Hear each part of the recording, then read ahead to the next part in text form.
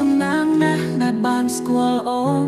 ស្ទើរតែមិនជឿថាអូនព្រមស្រឡាញ់បងសប្បាយចិត្តគ្រប់ពេលដែលអូននៅក្បែរព្រោះអូនគឺជាផ្នែកមួយនៃបេះដូងបងមានថ្ងៃខ្លាំងបងអស់សង្ឃឹម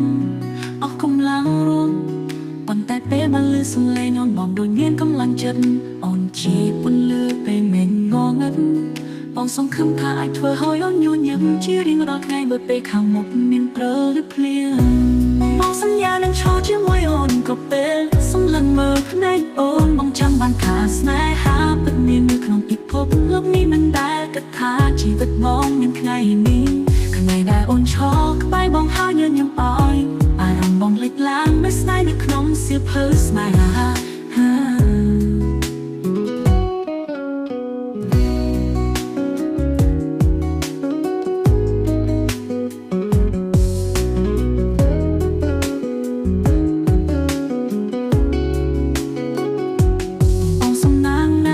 បានស្គាល់អូនស្ទើរតែមិនជឿថាអូនព្រមស្រឡាញ់បងសប្បាយចិត្តគ្រប់ពេលដែលអូននៅក្បែរព្រោះអូនគឺជាផ្នែកមួយនៃបេះដូងបងមានថ្ងៃខ្លាំងបងអស់សង្ឃឹមអស់កម្លាំងរួម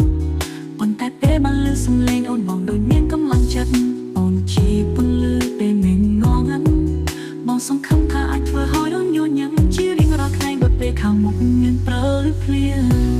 បងសន្យានឹងឈរជាមួយអូនគ្រប់ពេលសម្លឹងមើលភ្នែកអូនបងចាំបានថាស្នេហាពិតមាននៅក្នុងពិភពលោកនេះមិនដែលគិតថាជីវិតបងមានថ្ងៃនេះ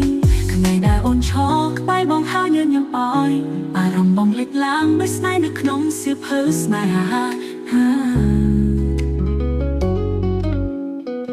បងសំណាងណាស់ដែលបានស្គាល់អូន